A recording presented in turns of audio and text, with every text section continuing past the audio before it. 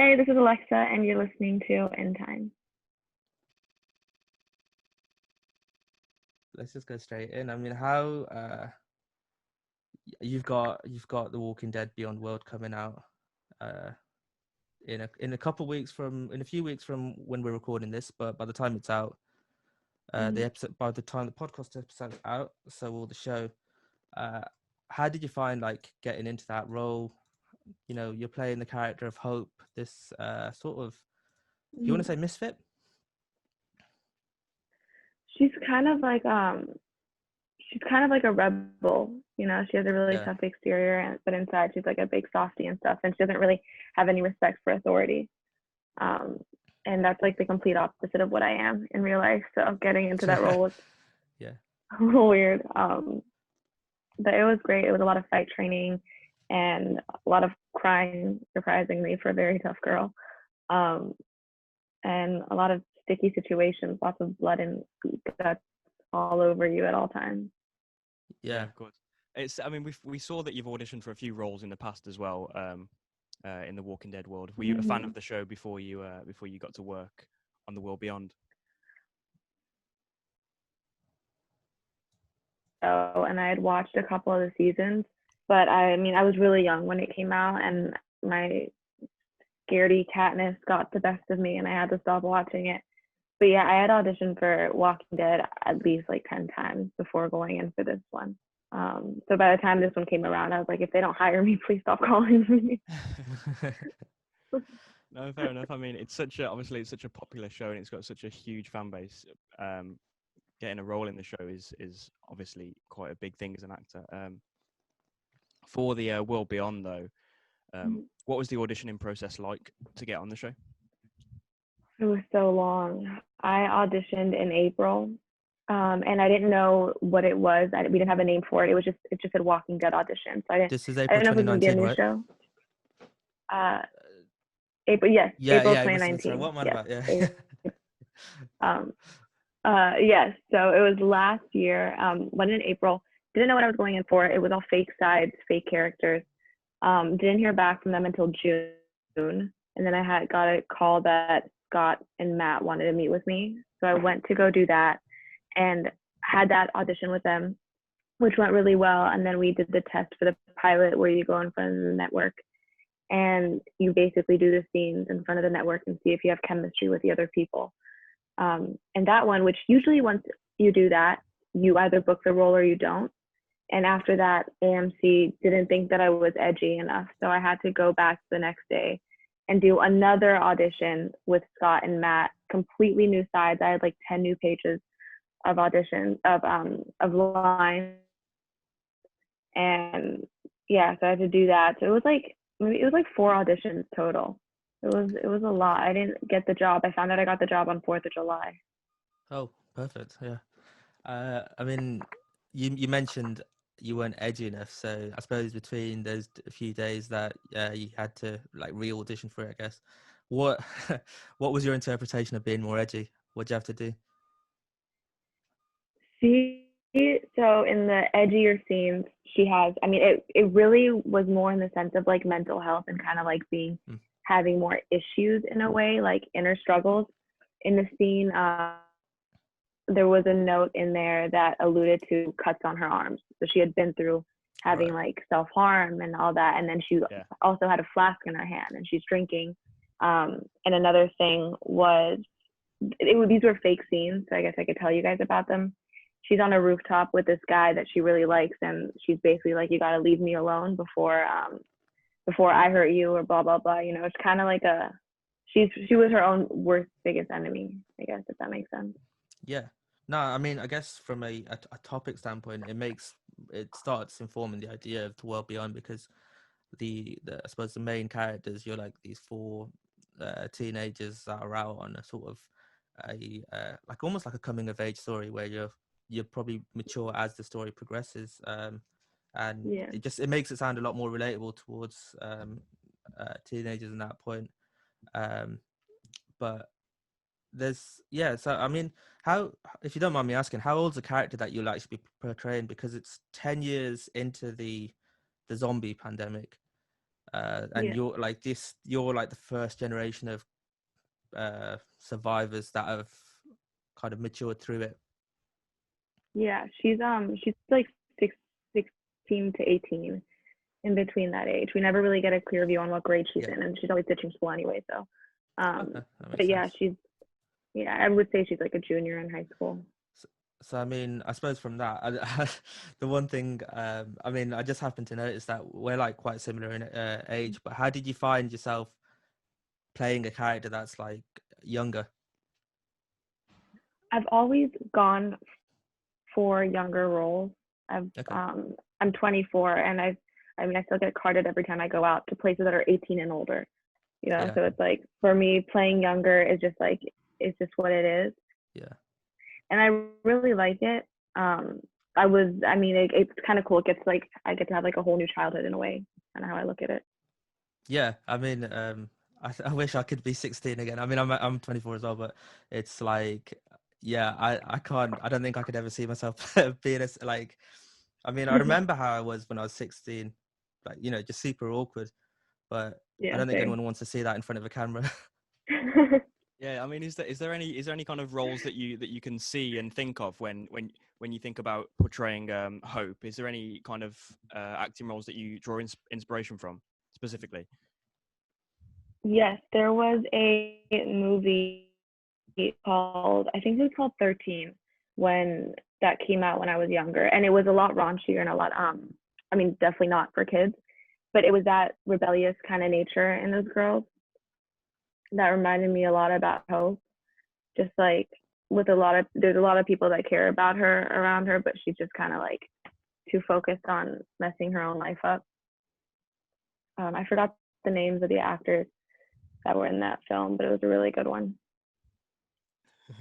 Yeah, I mean, I guess like you said, it's more of a rebellious role, and obviously for such a rebellious world, The Walking Dead, um, Yeah. obviously fans are going to be waiting for this to come out and obviously be comparing it to the original show. Would you say that it's similar to the original show? Does it take a completely new approach? I think it's a completely new approach. I think the similar show, I'm not going to say it's practical because it's definitely not. But I mean, we're all kids that are experiencing this, and we're just kind of like, we're like, all right, we're going to do this. We don't know what's going to happen, but we're just going to do whatever we feel is right in the moment. There's like some parts where they plan whatever is going to happen. But for the most part, they're just kind of taking it second by second and hoping we don't die. As to where, like, I feel like the adults in the original show, they're a lot more methodical about things. Maybe except for Negan. He doesn't seem very methodical. I mean, Yeah. I guess that's obviously part of the age group of the characters as well. In a lot of the promotion, one of the things that me and Amir noticed is the use of color in the promotion. It's quite a lot different Mm-hmm. to the original Walking Dead show. There's a lot of it. It reminded me of Suicide Squad actually. Um, was this a Oh, conscious true. decision? Yeah. Yeah, it's quite similar. It's really cool. Does this reflect in the show as well? I think so. I mean, like the empties, as you call them in the show, are a lot more. You look at them and you feel sorry for them. You're scared of them, obviously, because they could kill you, but they're like, you look at them and there's some that have like flowers growing out of them, like they've been stuck in a spot for so long that they're becoming one with the world. Right. Yeah. And there's definitely some parts of the show where you're watching it and you're like, oh man, I feel kind of bad for this person or whoever this was, you know? So yeah, it's a little more kind of lighthearted, I guess, Yeah. not too much. I guess from the group dynamic as well. So you're quite this your character's meant to be quite a reckless persona, I guess. But then you've got I don't want to say adopted sister. I suppose it's stepsister, right? Iris, who's a lot more like a goody two shoes almost. Um, Yeah. but then how so I'm sort of I suppose from that point it's somewhat safe to expect that there will be some sort of clashes within the dynamics of the group. But what's your Yeah. take on like the way the four piece sort of expands? I think every person, like every single one of these kids, has a special part in the group. And I don't think they would get as far ahead as they do without everyone's like input and everything. And it's kind of weird that they became friends because they're all so different. It's just kind of one of those things where like they all have this goal that they like the same goal. They all want to go and find Yeah. their family and they want to help each other to do it. And all these kids are like looked at, Hope is looked at a rebel, or people always think she's out messing up. Silas has a super dark past and he can't escape it. People look at him and think that he's a bad person. Elton is just like the youngest little kid who's looking for his mom, and Yeah. Iris and Hope are looking for their dad, you know. So, and I mean, Hope isn't the smartest, whereas Elton is really smart. Iris is very practical and very, she's book smart, and Hope is street smart. So they all kind of fit together and add a little something. Yeah, no, it sounds like an interesting take on it. I guess the other thing is that this show is actually a limited 2-season run, right? So we're thinking there's going to be some form of closure, and like I mean, based on the amounts that we do know so far, the group is on a journey to New York. We can only assume right now the Civil Republic Military, I think it was the CRM, or wherever they're going in New York. I mean, so I mean, I suppose I don't want any spoilers or anything like that, but I think my sort of expectation is they won't make the full journey. That's what I want to happen at least. But is it safe to assume? I mean, I don't know because I know your season 2 is only just going into production, right? But we will see some form of closure. Yeah, we're film. I don't know. I have no idea what season 2 has in store. I haven't gotten to read anything of it. With everything that's happened, the whole shoot got pushed. We should have been like pretty much not wrapping up, but almost done with the shoot right now.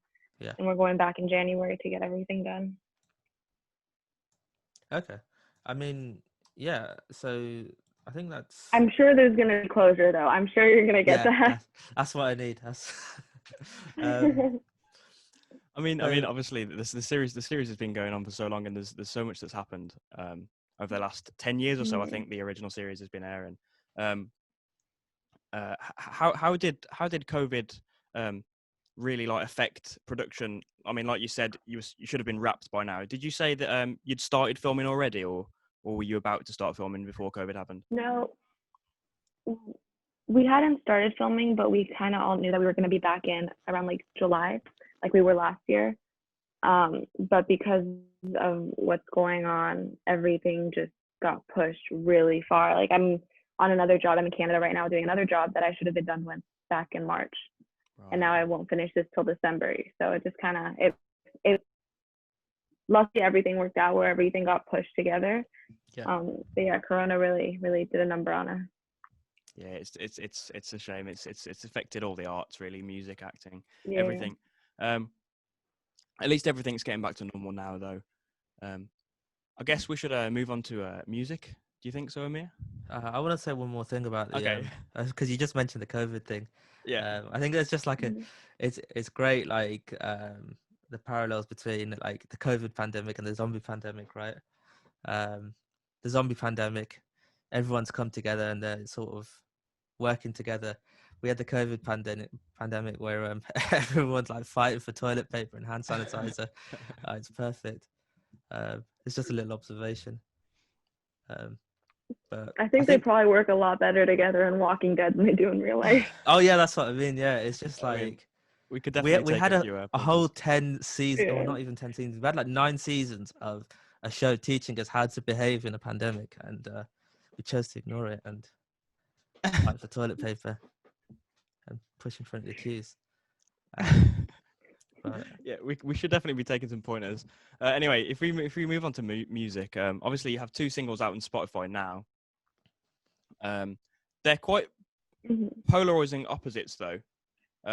One's like a piano ballad, and one is more of it's kind of EDM inspired dance track, sort of, right? Yeah, electro pop. Yeah, good. That's probably what it's called.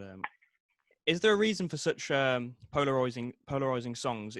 Are you still trying to find what kind of sound you're going for, or is that like a taster to what's to come? I write ballads. I don't write dance songs. I don't write anything that you're gonna get up and want to move to, or cry. Probably mostly cry to. But I was working with this producer at the time, and his whole take on it was like, if you don't write a dance song, you're never gonna get on the radio, and it's never gonna happen. So I ended up recording that song. Somehow came up with it, and then stopped working with the guy. So the radio thing was kind of out the door. But I figured, I was like, oh, well, that's probably the catchiest one that I have right now, so I might as well release that one. But I have a bunch of new music coming out in October. The first single comes out, or came out September 18th, since we're in the future, I guess, when this comes out.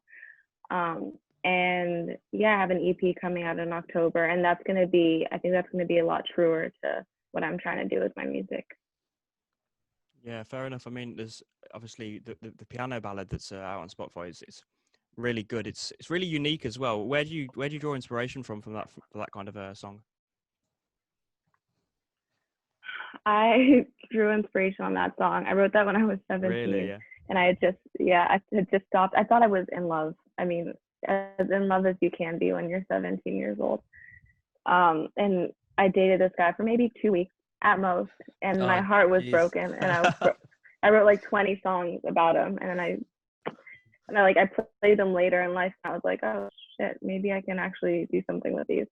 But yeah, I drew it from like this ultimate sadness that I thought was the end of the world. I think that's important in music, though, is that you use it as a way to document things that are happening in the current, right? Like, as in, even if, yeah, like what you did where you released it maybe later on, you are more likely to accurately document how you felt and everything, you know, you did and saw at the time. Yeah. Which sort of makes it much more personal as a song, because only you could have written that at that current time, if that makes sense. I mean, what 100%. Is that your general writing style? You sort of take life experiences, or have you ever like looked through people's perspectives and be like, all right, I want to pretend I'm this person that I know or this person I've read about? I've tried to do that, and I found that for me it's a lot easier, and the songs come a lot quicker when I'm writing from my own life experiences. And I have yet to write about every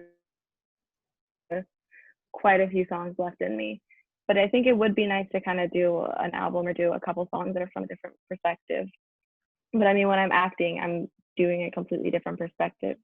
Yeah. So music, like a personal thing for me, you know, like an outlet. That'd be perfect though, if you mix it. Play it like Hope's, a song from the perspective of Hope. I mean, that'd be fun. What kind of artists would you say influence the kind of sound that you're going for? These are more modern artists, but there's a girl named Banks that I really love. Oh, Banks, a guy named Dermot Kennedy who Banks, yeah. I'm listening to Banks, yeah. She's amazing. I love her. Yeah, the production on that stuff is great. Yeah, it's very dark, which I really like. So her, Dermot Kennedy. When I was younger, I listened to a lot of Christina Aguilera, but our voices are very different. And Adele was a big one. Adele was probably the one that inspired me to really want to write music. Yeah, I mean, fair enough. Would you say that music kind of came after acting, or has it always been a passion of yours? Music definitely came before acting. I started playing the piano when I was like 5 years old. And then I started writing when my parents split up, and that was kind of my way of getting everything out. And yeah, that started when I was like 14 years old. So it's definitely been like my saving grace, I think. And then acting, I wanted to do it because I thought maybe I could get my music out if people knew who I was. But then acting just became so fun, and I kept doing it.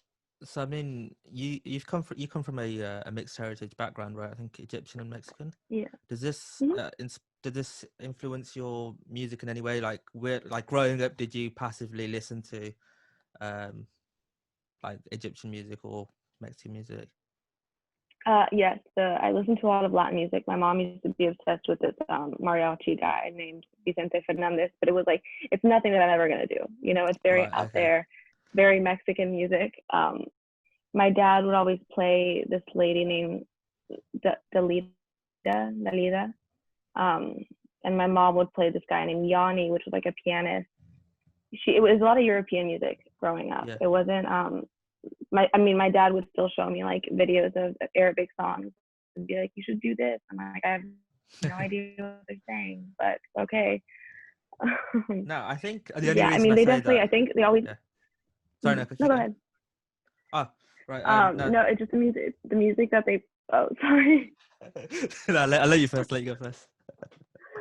The music that my parents played for me growing up was always a lot sadder and more romantic. So I think that's where my music kind of stems from.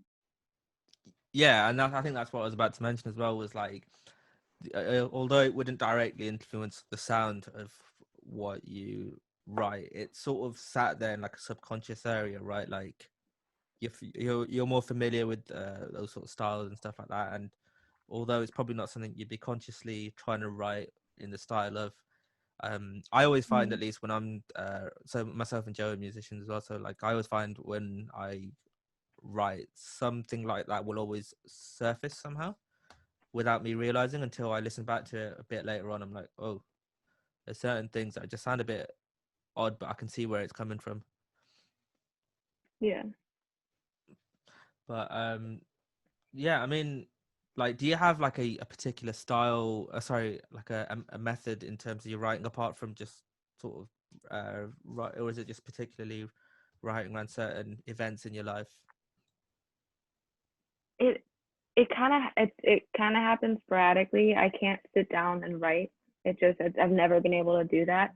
It's usually like the second I feel something or I want to get it out, I'll sit on the piano and I'll have a song in like 10 minutes. It's very fast and it's easy. I think when it doesn't feel easy, I think it's not even worth writing the song because you're pushing so hard for it, at least in my experience. So I'll just sit down on the piano, start playing a few notes, and then think of how I'm feeling, and it just kind of happens. Yeah, I mean, have you got any plans in the future? Obviously, once you've released more music, have you got any plans to take this on the road and set up a live show? I want to, but I feel like I'd be so awkward on stage. I can't dance. I would just stand there and hope that I hit every single note. And life on the road, I dated a musician for a while, and I would go on tour with him, and that seems like grueling. That seems so hard. Maybe I'll just be an internet singer where I just release music. Yeah, I guess it probably is a hard lifestyle, but I mean, people like you just mentioned, it's always hard to not feel awkward on stage, but people like Lana Del Rey and Adele have kind of Mhm. nailed that kind of thing. Have you ever gigged before? I have. I did my first show I did at the Viper Room when I was like 16. And the second that I finished, they kicked me out because I wasn't 21. So they had me perform and then they gave me the boot. And I performed at a couple like little parties and stuff for my friends, and I really liked it. I would love to do small shows one day, but as for arenas, I don't know if I'd be capable of that, and that just seems really scary, like, terrifying. I think the smaller shows are the better ones, though, right? You can get more interaction out. It Hmm. just feels like, I mean, intimate venues are, maybe I'm just being too snobby. I'm trying to justify that for myself at least. That like, yeah, this is where I want to be, at the smaller venues. But it just feels uh much yeah, it feels like much more of a performance in terms of what you can do with it. Yeah, yeah, and you connect with the fans a lot more, I think. Definitely. Yeah, I mean, So, yeah, go on, yeah. I was just going to say, so what can we expect from like upcoming music? A lot of breakup songs, and these are all the songs that I wrote like after my ex-boyfriend and I broke up, and they're very honest. Also a lot of talk about like the things that I go through personally. So I think it's almost kind of like an introduction to me and what I'm like and what goes on in my head. No, that feels like the perfect way to have your sort of debut EP, right? Because you just Yeah. want, it's, I mean, yeah, it's just a statement. This is who I am. This is my music, and hopefully hopefully everyone comes to enjoy it. So that's coming out in October. We've got this. I mean, by the time this episode's come out, the single. Do we know the name of the single yet? Yeah, the single is called "Can't Stop Myself." Can't stop myself. So no, I look forward to hearing it. And then we've got the Walking Dead. You've got a busy you got a busy few weeks in front of you. Then I guess you've got the Walking Dead Yeah. coming out on the 4th of October, out on Amazon Prime Video in the UK and AMC in the US, I believe. Uh, Hmm. so yeah, no. Thanks for coming on, Alexa. It's been Thank great you guys for chatting to having you. Yeah, it's me. been really good to talk to you. Obviously, you've got a lot of stuff coming out, so that will all be in the description below, all links to that. Check Alexa's Instagram, check Ameer's Instagram, check my Instagram. Follow us everywhere, and yeah, we'll see you guys in the next episode. Once again, thank you for Brilliant. speaking to us, Alexa. Yeah, Cheers. thank you guys so much.